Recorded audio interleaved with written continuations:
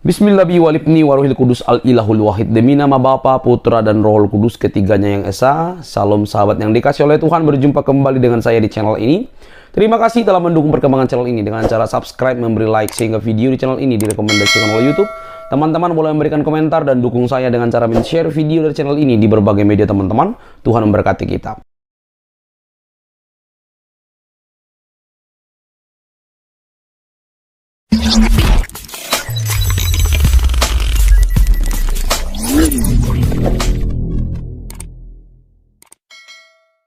Jangan katakan harakah intihariyah, tapi katakan harakah istishhad. Harakah intihariyah, gerakan bunuh diri. Yang betul adalah harakah istishhadiyah, gerakan mati syahid, bukan mati konyol. Jangan katakan bom bunuh diri, tapi katakanlah harakah istishhadiyah, gerakan mati syahid. Rahayu, selamat bertemu di channel Abhyasa Nusantara Majapahit. Itu tadi adalah dua dari ceramah-ceramah yang dilakukan oleh Ustadz Abdul Somad yang dikritisi oleh berbagai kalangan, menyemangati atau memicu atau menjadi inspirasi bagi orang-orang untuk melakukan bom bunuh diri. Dan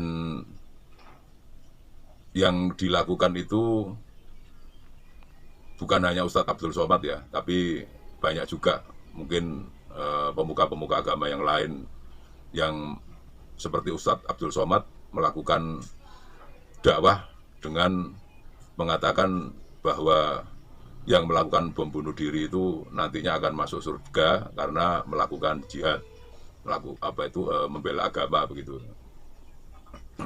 Saya perlu menyampaikan ini karena teman-teman yang mendukung Abhyasa Nusantara Majapahit, teman-teman yang mendukung tentang Kabruh Ajaran Budi, saya lihat itu dari berbagai agama dan salah satunya juga yang beragama Islam. Jadi saya kira teman-teman yang beragama Islam yang mendukung Kabruh Ajaran Budi untuk kelestarian adat dan tradisi Nusantara ini jangan ikut-ikutan terpengaruh atau terprovokasi. Minimal video ini juga untuk anak cucu saya, agar dilihat oleh anak-anak saya, cucu-cucu saya, agar juga tidak terprovokasi, sehingga misalnya ada anak cucu saya yang memeluk agama Islam tidak mudah dihasut dengan ayat-ayat atau pendapat-pendapat ya, pendapat-pendapat dari ulama-ulama yang mempergunakan ayat-ayat ini disalahgunakan untuk memotivasi, menyuruh-nyuruh orang melakukan bom bunuh diri. Negara ini akan demikian kacau kalau sampai harus menangani orang-orang yang melakukan bom bunuh diri. Ustadz Abdul Somad mencontohkan apa yang dia sampaikan itu atas pertanyaan orang yang menanyakan tentang bom bunuh diri yang dilakukan di Palestina. Dan alasannya Ustadz Abdul Somad yang dilakukan di Palestina itu dibenarkan karena dia membela agama. Ya, saya kira itu juga tidak beralasan karena apa yang terjadi antara Palestina dan Israel, bagaimana Israel menjajah Palestina, itu saya kira juga bukan urusan agama, itu urusan politik negara, urusan negara Israel yang menjajah negara Palestina. Itu yang sering kali didengung-dengungkan juga oleh gerombolan PA 212, kaum Kadrun itu tentang Palestina itu yang tujuannya untuk memotivasi persaudaraan atas dasar agama yang tujuannya memusuhi pemerintah. Padahal pemerintah kita juga sudah jelas-jelas menginginkan agar Palestina juga merdeka begitu. Dan saya mengatakan bahwa di Palestina itu juga ada orang yang beragama Kristen. Tidak semua yang ada di Palestina itu beragama Islam. Dan di Israel pun juga tidak semuanya Yahudi. Di Israel juga ada orang yang beragama Islam dan bebas mereka beragama Islam. Jadi perang antara Israel dan Palestina itu bukanlah perang antara Yahudi yang memusuhi Islam, tetapi perang antara orang yang memperebutkan kekuasaan negara. Saya ini berisiko ya, karena membahas tentang bom bunuh diri ini juga bisa mengancam saya atau keluarga saya. Tapi demi melestarikan kawruh ajaran budi demi untuk memotivasi teman-teman agar teman-teman yang ikut dalam kawruh ajaran budi, terutama yang teman-teman beragama Islam itu tidak atau paling tidak member Abhiasa Nusantara Majapahit yang beragama Islam itu tidak mudah terpengaruh dengan hasutan-hasutan dari para pemuka agama yang menyatakan bahwa melakukan bom bunuh diri itu dibenarkan. Kita perlu mengetahui bahwa negara kita ini sudah berusaha untuk menangkis paham-paham radikal dan intoleran ini sejak pemerintahan Pak Jokowi.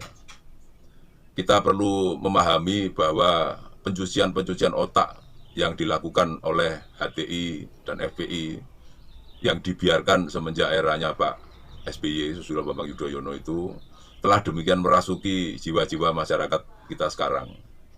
Saya tahu benar ketika di masa Pak SBY menjabat itu saya mengajar, ada beberapa mahasiswa yang terpengaruh HTI dan mereka berusaha mengajak-ajak saya.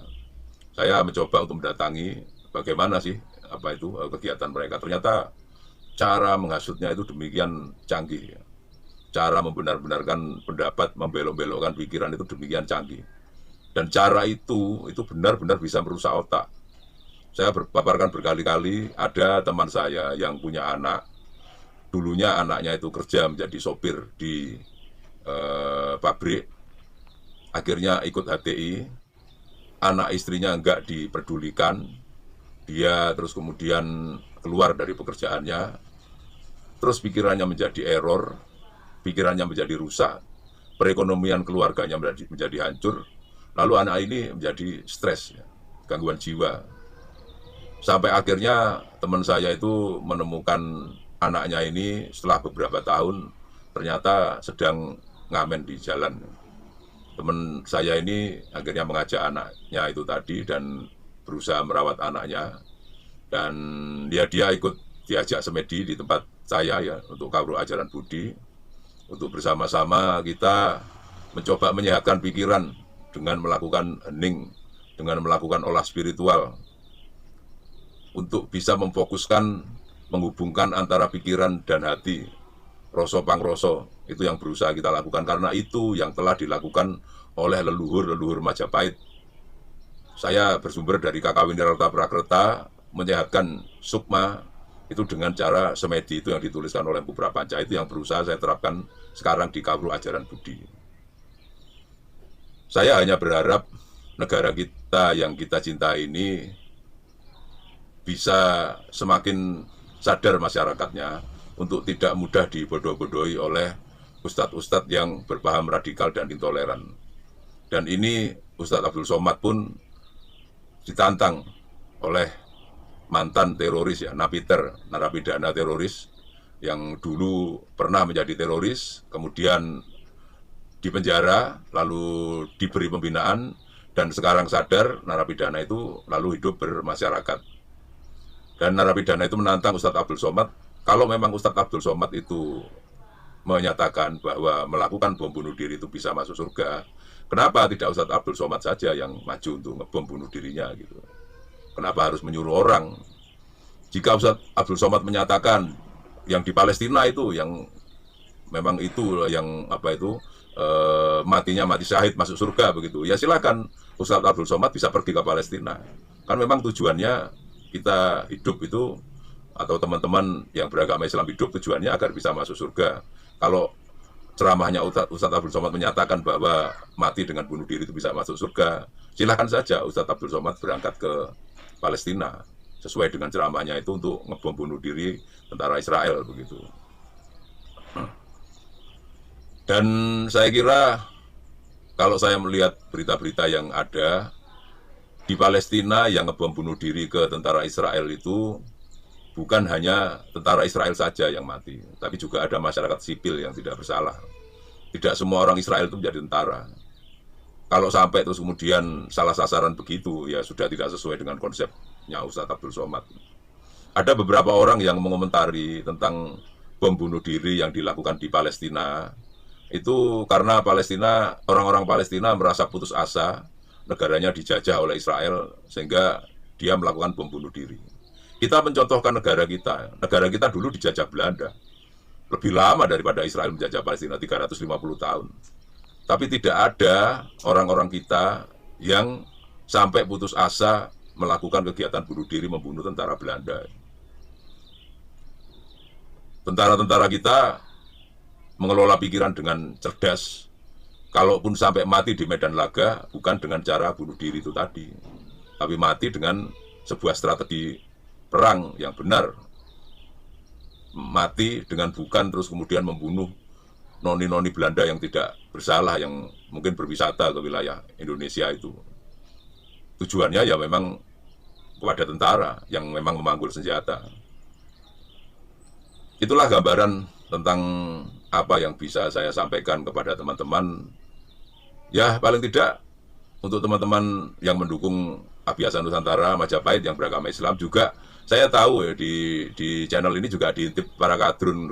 Mudah-mudahan para kadrun itu bisa sadar dengan apa yang saya paparkan, bahwa selama ini mereka dicuci otak.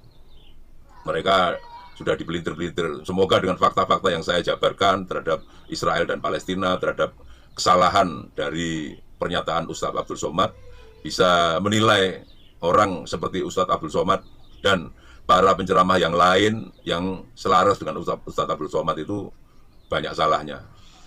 Sehingga mereka bisa mencari ustadz-ustadz yang benar, kiai-kiai yang benar, agar bisa menjadi orang yang berbangsa dan bernegara dengan baik, menjadi warga negara yang baik, berkarya, bekerja, berwirausaha, saling sapa di masyarakat, gembira, tertawa bersama, menikmati kehidupan negara Republik Indonesia yang indah ini.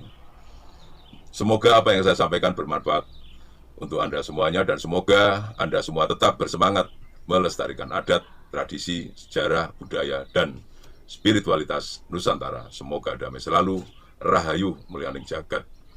Itu dijaga, jadi tak usah kalian kepanasan. Nah, sampai di sini ya teman-teman. Ayo lawan radikalisme, lawan kaum intoleransi. Di Indonesia ini milik semua agama, milik semua orang. Ya, sampai sini ya teman-teman. Jangan lupa untuk mendukung saya dengan cara subscribe, like, comment, share sebanyak mungkin. Sampai ketemu di video saya selanjutnya. Tuhan memberkati. Bye-bye.